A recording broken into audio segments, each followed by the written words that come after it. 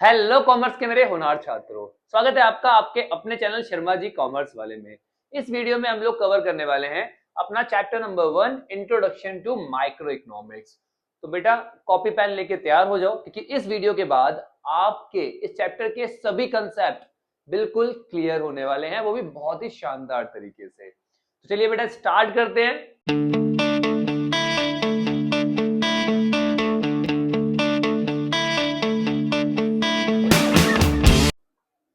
चलिए स्टार्ट करते हैं with the meaning of economy. ये वर्ड आपने कहीं ना कहीं तो सुना ही होगा। बहुत सारी लाइंस आजकल हम सुनते हैं, जैसे इंडिया की इकोनॉमी बहुत तेजी से डेवलप कर रही है।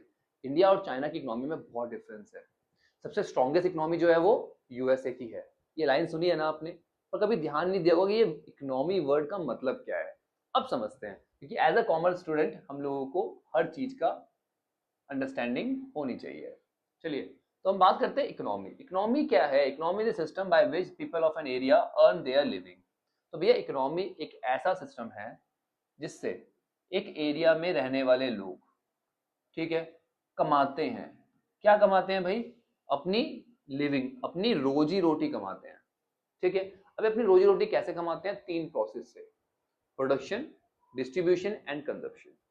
ठीक है, क्लियर हो गया। और क्लियर करते हैं with the help of real life example, क्योंकि इस चैनल पर आप हर चीज एग्जांपल से रिलेट करके ही पढ़ोगे।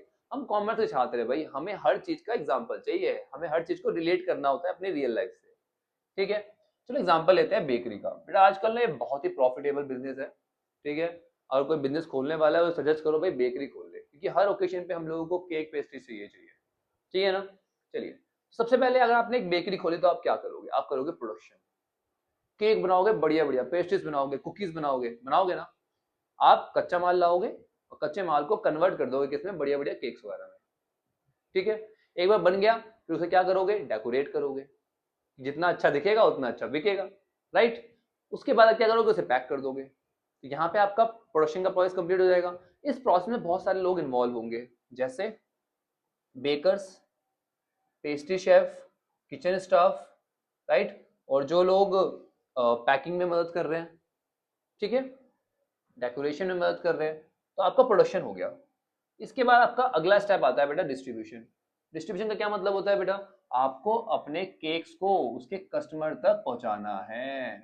ठीक है ना? कस्टमर तक पहुंचाओगे ना, इसके अलग अलग चैनल होते हैं। या तो आप दुकान खोल लो, वहीं से सेल करना शुरू कर दो, या ऑनलाइन बेच दो, या होलसेलर्स को दे दो, वो अपने आप कस्टमर तक पहुंचा देंगे, राइट? तो इस डिस्ट्रीब्यूशन में भी आपको बहुत सारे लोगों की जरूरत पड़ेगी, जैसे ट्रांसपोर्ट करने वाले लोग, स्टोर करने वाले लोग, और जो आपकी इन्वेंट्री मैनेज करेंगे वो सारे लोग, राइट? चाहिए ना इन सबकी जरूरत आपको। चलिए, इसके बाद आया अगला स्टेप हमारा कंजप्शन। कंजप्शन कौन करेगा? हमारा कंज्यूमर, राइट? वो अपने प्रेफरेंस के हिसाब से आपकी बेकरी से बर्थडे केक, है ना, एनिवर्सरी केक, या फिर जिस भी तरीके के केक उसको चाहिए होंगे वो ले लेगा और कंज्यूम करेगा और उसकी पेमेंट करेगा। या फिर जब एक कंज्यूमर रेस्टोरेंट में जाएगा तो वहां पे वो पेस्ट्रीज वाला ऑर्डर करेगा, है ना, वहां कंज्यूम करेगा। ठीक है, तो यहाँ पे हमारा प्रोडक्शन हो गया, डिस्ट्रीब्यूशन हो गया और कंजप्शन हो गया। क्लियर? अब इन तीनों प्रोसेस में आपने देखा कितने सारे लोगों ने पैसा कमाया, अपनी रोजी रोटी कमाई। कमाई ना? किस किसने कमाई बेटा? बेकर्स ने कमाई, किचन स्टाफ ने कमाई, राइट, सेल्स पर्सन ने कमाई, डिलीवरी ड्राइवर्स ने कमाई, एडमिनिस्ट्रेटिव स्टाफ ने कमाई। कमाई ना? इन सब लोगों को रोजगार मिला। किसकी वजह से? एक छोटी सी बेकरी की वजह से, जो छोटे से एरिया में है। उस एरिया को बोलेंगे हम लोग क्या? इकोनॉमी। ठीक है, जहां से ये सारे लोग अपनी जीविका कमा रहे हैं। क्लियर हो गया? चलिए, अब आगे के तीन चार कंसेप्ट जो है ना, मैं आपको इसे बहुत ही तसल्ली से पहले समझाऊंगा, फिर हम यहां से नोट से पढ़ेंगे। ठीक है, चलिए पहले लेते हैं एग्जांपल। हमारे पास दो छात्र हैं, ढोलू और भोलू। ढोलू और भोलू, ठीक है जी। ये हमारे दो छात्र हैं, 10वीं में पढ़ रहे थे। ठीक है, माँ बाप ने बोला अच्छे अंक लाओगे, अच्छे मार्क्स लाओगे तो जो बोलोगे वो मिलेगा। बहुत बढ़िया। तो ढोलू और भोलू के दिमाग में चलना शुरू हो गया, यार एक बार बस अच्छे मार्क्स लाने हैं, उसके बाद ये भी खरीदेंगे, ये भी खरीदेंगे, ये भी खरीदेंगे। सब कुछ इनके दिमाग में चलना शुरू हो गया। तो दोनों ने मिलकर बहुत मेहनत करी और बढ़िया मार्क्स लेके आए। दोनों ही छात्र बढ़िया मार्क्स से पास हो गए और दोनों ही छात्रों ने कॉमर्स ले ली। ठीक है, अब नंबर आ गए तो अब गए पेरेंट्स के पास, दो जी पैसे दो, हमें बहुत सारा सामान खरीदना है। दोनों के पेरेंट्स ने उन्हें 1000 रुपए दे दिए। ठीक है जी, कितने रुपए दिए? 1000 रुपीज दोनों को दे दिए। अब दोनों बेचारे डिसअपॉइंट हो गए कि इन्होंने सोचा था कि यार काफी ज्यादा पैसे मिलेंगे, इनकी जरूरतें तो बहुत ज्यादा थी, राइट, पर इनको मिला कम। दोबारा सुनो बात, जरूरतें ज्यादा थी, सोचा था ज्यादा मिलेगा, और मिला क्या? कम। ठीक है, तो अब इनके पास ये जो 1000 रुपए हैं, ये है इनके रिसोर्स। क्या है बेटा? ये इनके रिसोर्स है। ठीक है जी, ये इनके रिसोर्स है जो कि उनकी जरूरतों के हिसाब से क्या है? कम है ना? कम, उसको बोलते हैं स्केयर। ठीक है, कि भैया जो इनकी जरूरतें थी उसके हिसाब से इनको पैसे कम मिले, राइट, तो इनके रिसोर्स जो हो गए वो क्या हो गए? स्केयर हो गए, इनकी वांट के हिसाब से। हो गया? चलिए, अब भोलू का तो भाई पहले से क्लियर था कि पैसे मिलेंगे तो मैं अपने लिए एक क्रिकेट किट लेके आऊंगा।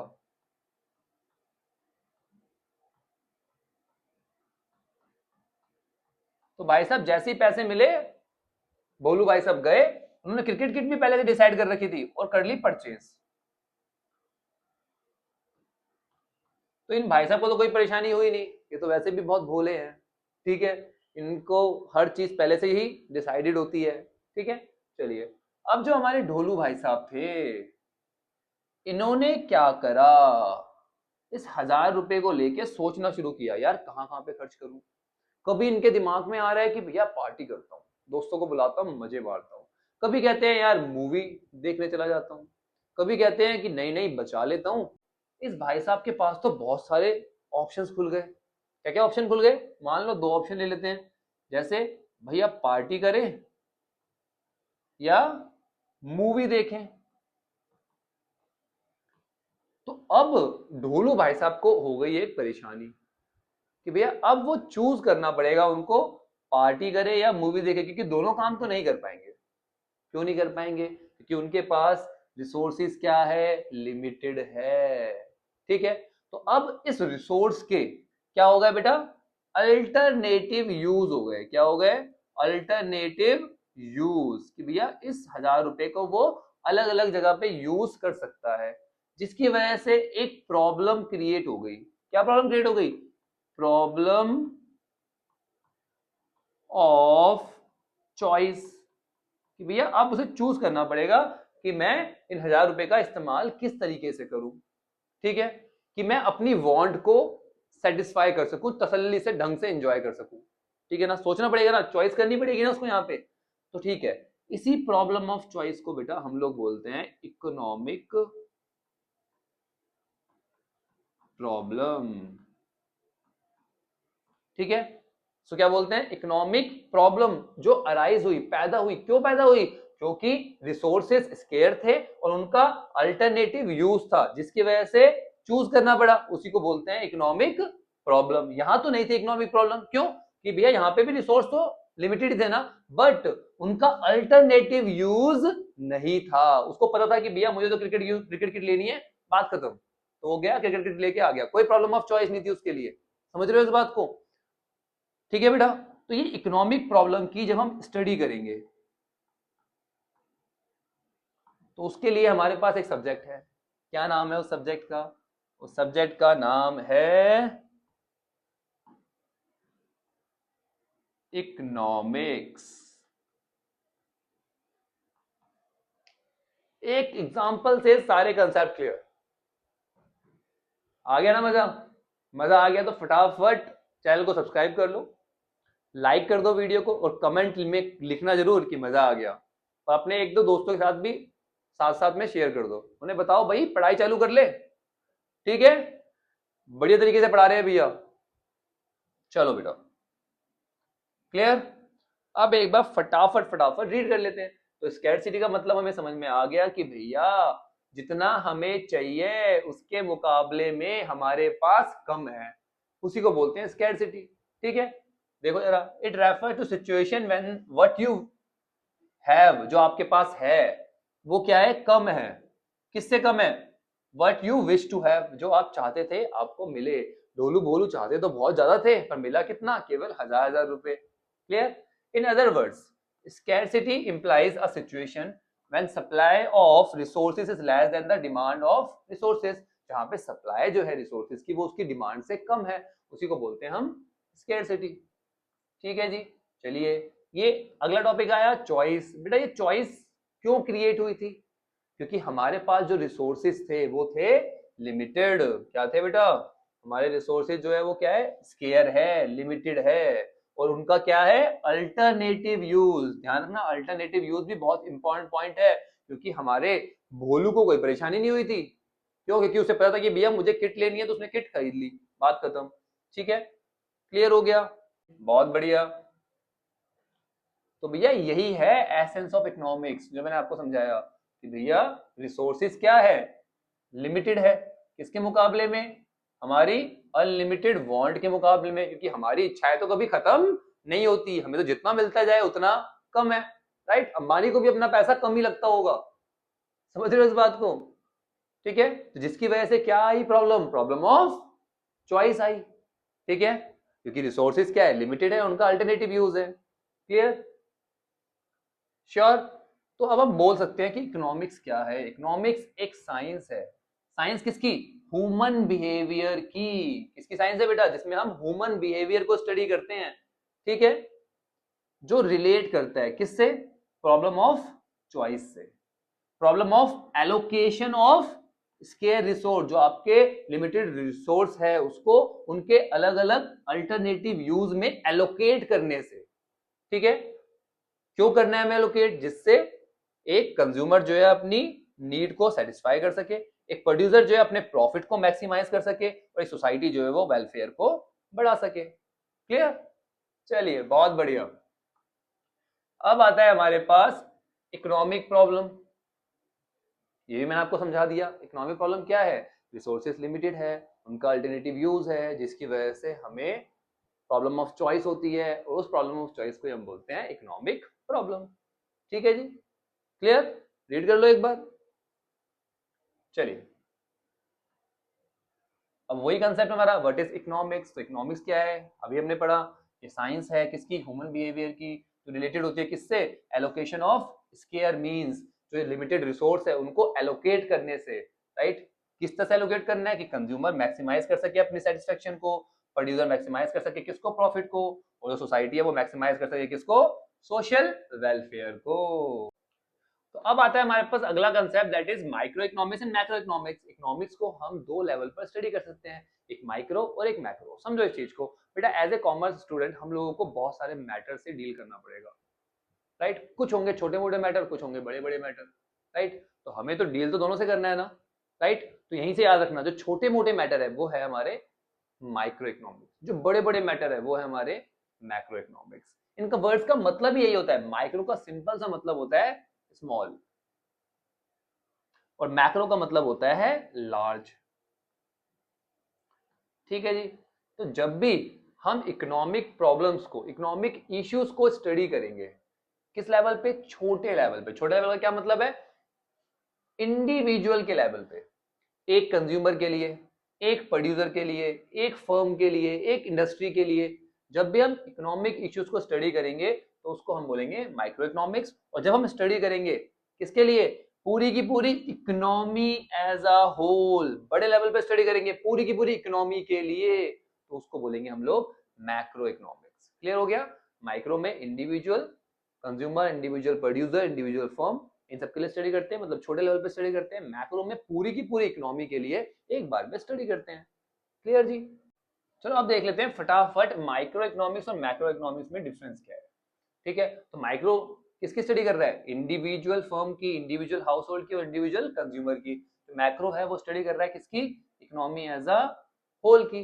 ठीक है, जो माइक्रो होता है बेटा वो बेसिकली कंसर्न होता है किससे रिलेटेड होता है?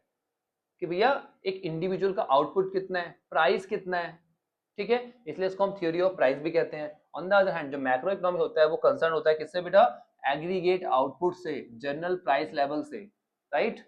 यहाँ पे मेनली इनकम और एम्प्लॉयमेंट ही कैलकुलेट करते हैं, यही मेजर इश्यू होते हैं, इसलिए इसको हम इनकम और एम्प्लॉयमेंट की थ्योरी भी कहते हैं, theory of income and employment, ठीक है। एक बात ध्यान रखना, जब भी आप माइक्रो इकोनॉमिक्स की स्टडी करोगे तो आप मान के चलोगे कि मैक्रो के जितने भी वेरिएबल्स है वो कांस्टेंट है, ठीक है। आप अपने प्रोडक्ट के लिए प्राइस निकाल रहे हो कि आपके प्रोडक्ट का क्या प्राइस होना चाहिए, आप मान के चलोगे ना कि मार्केट में जो प्राइस है बाकी प्रोडक्ट का, जो डिमांड और सप्लाई है वो क्या है, कांस्टेंट है, तभी तो आप निकाल पाओगे अपने प्रोडक्ट का प्राइस, ठीक है। सिमिलरली जब आप मैक्रो इकोनॉमिक्स की स्टडी करोगे तो आप मान के चलोगे कि माइक्रो के सारे वेरिएबल जो है वो क्या है, कांस्टेंट है, राइट। आप क्या निकाल रहे हो, एग्रीगेट आउटपुट और एग्रीगेट जो इनकम लेवल है वो निकाल रहे हो, तो आप मान के चलोगे कि जो डिस्ट्रीब्यूशन ऑफ इनकम है हर एक इंडिविजुअल का वो क्या है, कांस्टेंट है, वो सेम है, ठीक है। चलिए, माइक्रो इकोनॉमिक्स को मेनली इफेक्ट करने वाले फोर्सेस होते हैं, उसका क्या नाम है, मार्केट फोर्सेस, ठीक है। तो माइक्रो इकोनॉमिक्स को जो इफेक्ट पड़ता है वो पड़ता है बेटा मार्केट फोर्सेस से, मतलब सप्लाई और डिमांड से, ठीक है जी, क्लियर। ये बहुत इंपॉर्टेंट रोल प्ले करता है किसमें, माइक्रो इकोनॉमिक्स में, इकोनॉमिक प्रॉब्लम को जब हम डील करते हैं, ठीक है। जैसे आपको अपने प्रोडक्ट की प्राइस फिक्स करनी है, तो कौन सा फैक्टर उसको इफेक्ट करेगा, डिमांड, उस प्रोडक्ट की डिमांड कितनी है, उसकी सप्लाई कितनी है, उसके हिसाब से तो आप प्राइस फिक्स करोगे ना, राइट। अब हम बात करते हैं मैक्रो इकोनॉमिक्स में, यहाँ पे जो गवर्नमेंट पॉलिसीज होती है वो बहुत इंपॉर्टेंट रोल प्ले करती है, क्लियर। जैसे अनएम्प्लॉयमेंट की जो प्रॉब्लम है, गरीबी की जो प्रॉब्लम है, इन्फ्लेशन, चीजों की कीमतें बढ़ रही है, इन सब मैटर से कौन डील करता है, मेनली गवर्नमेंट डील करती है, राइट। गवर्नमेंट पॉलिसीज बनाती है जिससे इन सबसे वो डील कर पाती है, क्लियर। चलिए, अगला टॉपिक आता है हमारे पास positive economics and normative economics. ये भी बहुत ही इंपॉर्टेंट कंसेप्ट है। इकोनॉमिक्स को हम इन दो एस्पेक्ट में भी पढ़ सकते हैं, पॉजिटिव और नॉर्मेटिव। पॉजिटिव में क्या होता है बेटा, हम लोग उन इश्यूज से डील करते हैं जिसको आप वेरीफाई कर सकते हो, ठीक है, इसको हम वेरीफाई कर सकते हैं। किसको वेरीफाई कर सकते हैं, जैसे पास्ट के किसी भी इवेंट को, प्रेजेंट के किसी भी इवेंट को, या फिर कोई भी इवेंट जो फ्यूचर में होने वाला है, राइट। तो यहां पर हम किससे डील करते हैं, पास्ट, प्रेजेंट और फ्यूचर से। मतलब हम डील करते हैं कि भैया क्या था, क्या है और क्या होगा, what was, what is and what would be, ठीक है, clear. On the other hand जब हम बात करते हैं किसकी, नॉर्मेटिव इकोनॉमिक्स की, तो यहां पर हम डील करते हैं किससे, केवल उन इश्यूज से जिसमें जजमेंट होती है, वैल्यू जजमेंट होती है, समझे इस बात को, जिसमें केवल ओपिनियन होते हैं, सजेशन होते हैं कि भैया ऐसा होना चाहिए, क्या बोला मैंने, व्हाट आउट टू बी, ये डील करते हैं किससे, व्हाट आउट टू बी, ऐसा होना चाहिए, क्या होना चाहिए, उससे डील करते हैं, राइट। यहां पे हम इसको वेरीफाई कर सकते हैं, इनको हम वेरीफाई नहीं कर सकते, क्लियर हो गया, श्योर। तो भैया ऐसे इकोनॉमिक इश्यूज जिसको आप वेरीफाई कर सकते हो, जो डील करते हैं किससे, what was, what is and what would be, मतलब पास्ट, प्रेजेंट और फ्यूचर से डील करते हैं, उसको हम बोलते हैं पॉजिटिव इकोनॉमिक्स। और जो डील करते हैं किससे, केवल जजमेंट से, जिसमें हम केवल ओपिनियन और सजेशंस को ही देखते हैं, जिसको हम वेरीफाई नहीं कर सकते, व्हाट आउट टू बी पढ़ते हैं, क्या होना चाहिए, उसको बोलते हैं नॉर्मेटिव इकोनॉमिक्स। आई होप अब ढंग से क्लियर हो गया है। चलो फटाफट इनके बीच में डिफरेंस देख लेते हैं, देख लें फटाफट। चलिए, तो पॉजिटिव इकोनॉमी जो है वो डील करता है किससे, पास्ट, प्रेजेंट और फ्यूचर से। ये डील करता है किससे, ओपिनियन से, किससे बेटा, ओपिनियंस, इकोनॉमिक्स की जो ओपिनियन होती है कि ऐसा होना चाहिए, उससे डील करता है। इसमें आता है व्हाट वाज, क्या था, क्या है और क्या होगा। इसमें आता है क्या होना चाहिए, व्हाट आउट टू बी, ठीक है जी। तो ये स्टेटमेंट जो होते हैं ना पॉजिटिव इकोनॉमिक्स की, ये not necessary to be truth, जरूरी नहीं है कि सच हो। मैंने बोला यार इंडिया ना पिछला वर्ल्ड कप जीत गई थी, तो ये मैंने एक फैक्ट बोला, आप इस फैक्ट को वेरीफाई कर सकते हो, तो ये भी पॉजिटिव इकोनॉमिक्स है, ठीक है, क्लियर। नॉर्मेटिव इकोनॉमिक्स को आप वेरीफाई नहीं कर सकते कि वो ट्रू है या फॉल्स है। आप कह रहे हो यार इंडिया को जीतना चाहिए था क्योंकि इंडिया बहुत अच्छा खेली थी, अब इस फैक्ट को आप कैसे वेरीफाई करोगे, नहीं कर सकते ना, क्लियर। जैसे किसी ने एग्जांपल, ये एग्जांपल ले लो एक और, किसी ने बोला कि भैया ओल्ड एज पेंशन को बंद कर देना चाहिए, ये केवल एक ओपिनियन है, इसको आप वेरीफाई नहीं कर सकते। ठीक है जी, तो ये यहाँ पे ये वेरीफेबल्स होते हैं और इनको आप वेरीफाई नहीं कर सकते। ठीक है ना, कोई डाउट?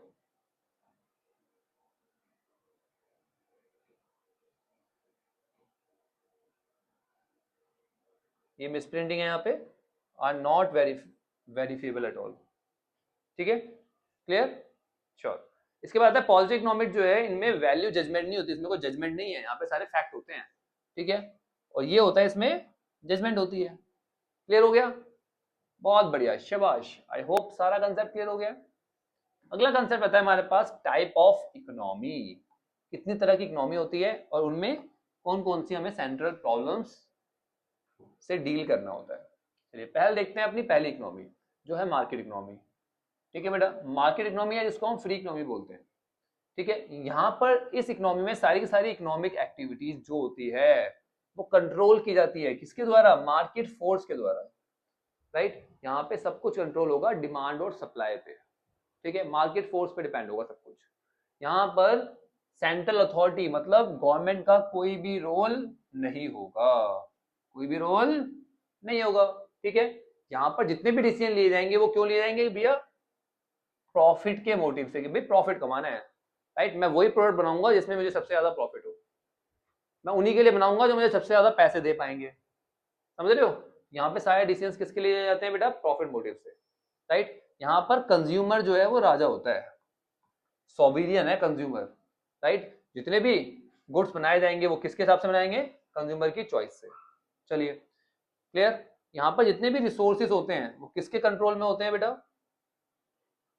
पीपल के, लोगों के, प्राइवेट इंडिविजुअल्स के, लोग जो है हमारे जो प्राइवेट इंडिविजुअल्स है उनके कंट्रोल में होते हैं।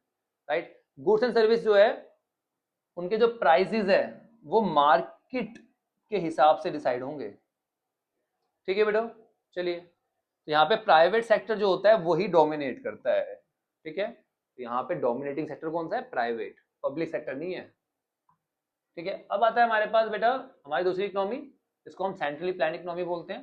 राइट, यहाँ पर सारी की सारी एक्टिविटीज है उसको कौन कंट्रोल करता है? गवर्नमेंट या हमारी सेंट्रल अथॉरिटी, जो भी सेंट्रल अथॉरिटी है या फिर जो गवर्नमेंट है वो कंट्रोल करती है। यहाँ पर सारे डिसीजन लिए जाते हैं लोगों की भलाई के लिए, सोशल वेलफेयर के लिए। ठीक है भाई, कि लोगों का ज्यादा से ज्यादा भला हो सके। क्लियर, यहाँ पर गवर्नमेंट डिसाइड करती है कि कौन से गुड्स बनाए जाएंगे और कितने बनाए जाएंगे और कैसे बनाए जाएंगे, सब कुछ कौन डिसाइड करता है भाई? गवर्नमेंट। ठीक है, यहाँ पर जितने भी रिसोर्स है वो किसके कंट्रोल में है भाई? गवर्नमेंट के कंट्रोल में। ठीक है, तो गवर्नमेंट जो है प्राइस सेट करती है अलग अलग सामान के यहाँ पर। क्लियर, यहाँ पे पब्लिक सेक्टर मतलब जो गवर्नमेंट सेक्टर है वो डोमिनेट करता है। क्लियर हो गया, बहुत बढ़िया। अब आता है हमारे पास हमारी थर्ड इकोनॉमी जो है मिक्स्ड इकोनॉमी। मिक्स का मतलब ही क्या है? दोनों का मिला जुला। इंडिया में कैसी इकोनॉमी है? मिक्स्ड इकोनॉमी है। ठीक है, तो यहाँ पर जो इकोनॉमिक एक्टिविटीज है वो गवर्न होती है किससे? मार्केट फोर्स से भी। ठीक है, बट यहाँ पे गवर्नमेंट का भी कंट्रोल रहता है। क्लियर, चलिए, दोनों है यहाँ पर, इनका जो मोटिव है वो दोनों रहते हैं, प्रॉफिट भी और सोशल वेलफेयर भी। यहाँ पर कंज्यूमर राजा होता है बट साथ में जो पब्लिक डिस्ट्रीब्यूशन सिस्टम है वो भी काम करता है। राइट, लोगों की भलाई के लिए, लोगों को उनकी जरूरत के एसेंशियल गुड्स पहुंचाने के लिए। पब्लिक डिस्ट्रीब्यूशन सिस्टम मतलब क्या है? राशन की दुकान है, समझ रहे हो, और गरीबों को सस्ते रेट में सामान पहुंचाती है। चलिए अगला है हमारे पास रिसोर्सेज जो है यहाँ पे दोनों कंट्रोल करते हैं भैया, गवर्नमेंट के पास भी है यहाँ पे रिसोर्स और प्राइवेट लोगों के पास भी है। तो यहाँ पर जो प्राइस होते हैं वो मार्केट से डिसाइड होते हैं, बट गवर्नमेंट क्या कर सकती है? जो एसेंशियल गुड्स है उनके प्राइस जो है वो फिक्स कर सकती है, ये मैक्सिमम लिमिट फिक्स कर सकती है कि इतने से ज्यादा आप नहीं रख सकते। ठीक है, यहाँ पे पब्लिक और प्राइवेट सेक्टर दोनों ही डोमिनेट करते हैं हमारी इकोनॉमी को, और इसका एग्जांपल मैंने पहले ही बता दिया, इंडिया की जो इकोनॉमी है वो कैसी है? Mixed economy. चलिए, तो अगला टॉपिक आता है हमारे पास सेंट्रल प्रॉब्लम। सेंट्रल प्रॉब्लम्स क्या होती है बेटा? Central problems of an economy are the problems which are common. ये वो प्रॉब्लम्स होती है जो कॉमन होती है सभी इकोनॉमीज में, वो रिच हो या पुअर हो। क्यों? क्योंकि आपके पास रिसोर्सेज तो लिमिटेड ही है, राइट, और जो वांट्स है वो क्या है? अनलिमिटेड है। क्लियर, ये प्रॉब्लम है कौन कौन सी? तीन प्रॉब्लम्स होती है बेटा, पहली है व्हाट टू प्रोड्यूस, दूसरी है हाउ टू प्रोड्यूस, और तीसरी है फॉर whom टू प्रोड्यूस। क्या प्रोड्यूस करें, कैसे करें और किसके लिए करें। ठीक है, इन तीन प्रॉब्लम्स का हमें सॉल्यूशन ढूंढना पड़ता है। तो पहली आती है हमारे पास व्हाट टू प्रोड्यूस, कि भैया क्या प्रोड्यूस करे। इसके दो डायमेंशन है। पहला, आपको डिसाइड करना है व्हाट टू प्रोड्यूस, क्या प्रोड्यूस करे। ठीक है, कि भैया कंज्यूमर गुड्स बनाए, ब्रेड बटर वगैरह बनाए, कैपिटल गुड्स बनाए, बड़ी बड़ी मशीनरीज वगैरह इक्विपमेंट वगैरह बनाए, वॉर टाइम गुड्स बनाए, लड़ाई झगड़े के लिए जो हथियार वगैरह है वो बनाए, या फिर पीस टाइम गुड्स बनाए, शांति वाले सामान बनाए। ठीक है, रोटी कपड़ा मकान। ठीक है, क्या प्रोड्यूस करें। ठीक है, सबसे बड़ी प्रॉब्लम ये होती है। आपने एक बार डिसाइड कर लिया कि क्या प्रोड्यूस करना है, तो उसके बाद आप डिसाइड करोगे कि भैया कितनी क्वांटिटी में करना है। समझ रहे हो, एक बार डिसाइड कर लिया क्या बनाना है, तो फिर कितना बनाना है ये भी आपको डिसाइड करना है। क्लियर। पहली और फॉरमोस्ट प्रॉब्लम जो है हर एक इकोनॉमी की वो यही है कि what goods and service should be produced, कौन सी गुड्स एंड सर्विसेज प्रोड्यूस करी जाए कि मैक्सिमम सेटिस्फेक्शन मिल सके किसको, लोगों की जरूरतों को। ठीक है बेटा, क्लियर। अगला आता है हमारे पास हाउ टू प्रोड्यूस, भाई कैसे बनाए। अब बनाने की ना बेटा आपके पास दो टेक्निक है, एक है कैपिटल इंटेंसिव जिसमें आप सारी मशीनरीज का टेक्नोलॉजी का इस्तेमाल करते हो, और दूसरी है हमारी लेबर इंटेंसिव जिसमें आप लेबर की मदद से प्रोडक्शन करते हो। अगर आपने कैपिटल इंटेंसिव यूज किया तो आपकी कॉस्ट जो है वो कम हो जाएगी, बट लोगों को रोजगार नहीं मिलेगा। और अगर आपने लेबर इंटेंसिव यूज किया तो लोगों को रोजगार तो मिलेगा, बट आपकी जो कॉस्ट है वो बढ़ जाएगी, आप लेस एफिशिएंट हो जाओगे। क्लियर। चलिए, तीसरी प्रॉब्लम आती है फॉर होम टू प्रोड्यूस, किसके लिए प्रोड्यूस करें। ये बहुत बड़ा इंपॉर्टेंट डिसीजन होता है बेटा। ठीक है, सोसाइटी में दो तरह के सेक्शन है आपको पता है, एक रिच है और एक पुअर है। तो रिच के लिए प्रोड्यूस करे या पुअर के लिए प्रोड्यूस करे। अगर आप सोशल जस्टिस से प्रोड्यूस करना चाहते हो तो आप किसके लिए करोगे, कि भैया आप चाहते हो कि सब लोग बराबरी पे आए, ठीक है, लोगों का भला हो, तो आप किसके लिए करोगे, पुअर के लिए करोगे। ऑन द अदर हैंड अगर आप केवल अपना प्रॉफिट देखना चाहते हो तो किसके लिए करोगे बेटा, रिच के लिए करोगे। तो आपको ये डिसीजन लेना पड़ता है। ठीक, चलिए, तो अगला टॉपिक आता है solution of central problem in different economies, कि भैया अलग अलग इकोनॉमी में इन सेंट्रल प्रॉब्लम का सॉल्यूशन कैसे निकाला जाता है। तो पहले बात करते हैं मार्केट इकोनॉमी में। मार्केट इकोनॉमी जो होती है हमारी एक फ्री इकोनॉमी होती है, आपको पता है, जहां पर सारी सेंट्रल प्रॉब्लम्स को हम सॉल्व करते हैं किसकी मदद से, मार्केट फोर्सेस की मदद से। मतलब डिमांड और सप्लाई जो है हमारे पास उसके अकॉर्डिंगली हम सारी प्रॉब्लम्स को सॉल्व करते हैं। तो सिंपल वर्ड में बोलूं तो क्या प्रोड्यूस करेंगे जिसमें प्रॉफिट जो हो वो क्या हो, मैक्सिमम हो। राइट। कैसे करेंगे, हम करेंगे कैपिटल इंटेंसिव टेक्निक से, क्योंकि यहाँ पे हमारी कॉस्ट कम होगी, कॉस्ट कम होगी तो प्रॉफिट बढ़ेगा। ठीक है ना, हमें तो प्रॉफिट बढ़ाना है। चलिए, फॉर होम किसके लिए प्रोड्यूस करेंगे भैया, रिच सेक्शन के लिए प्रोड्यूस करेंगे, क्योंकि वहां पर हमारे पास प्रॉफिट ज्यादा होगा। ठीक है। चलिए, सेंट्रली प्लान इकोनॉमी दूसरी आती है हमारे पास, यहाँ पर सारी प्रॉब्लम्स को डील किया जाता है सोशल वेलफेयर को बढ़ाने के लिए। ठीक है, तो गवर्नमेंट अथॉरिटी जो है यहाँ पर सेंट्रल प्रॉब्लम्स को डील करती है, इससे लोगों की ज्यादा से ज्यादा भलाई की जा सके। ठीक है, तो यहाँ पे ये क्या प्रोड्यूस करेंगे भाई, ये प्रोड्यूस करेंगे एसेंशियल गुड्स जो लोगों के लिए जरूरी है। कैसे करेंगे भाई, ये करेंगे लेबर इंटेंसिव टेक्निक से, क्योंकि उससे ज्यादा से ज्यादा लोगों को रोजगार मिलेगा। किसके लिए करेंगे भाई, ये करेंगे पुअर के लिए।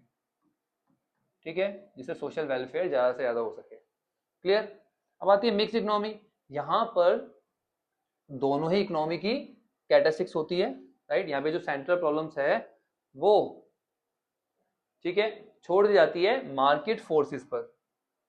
Right, but not on the cost of social justice, कि भैया मार्केट फोर्स पे छोड़ दिया पर सोशल जस्टिस को इग्नोर नहीं किया जाता, तो उसके लिए जो मेन रोल प्ले करती है वो करती है गवर्नमेंट।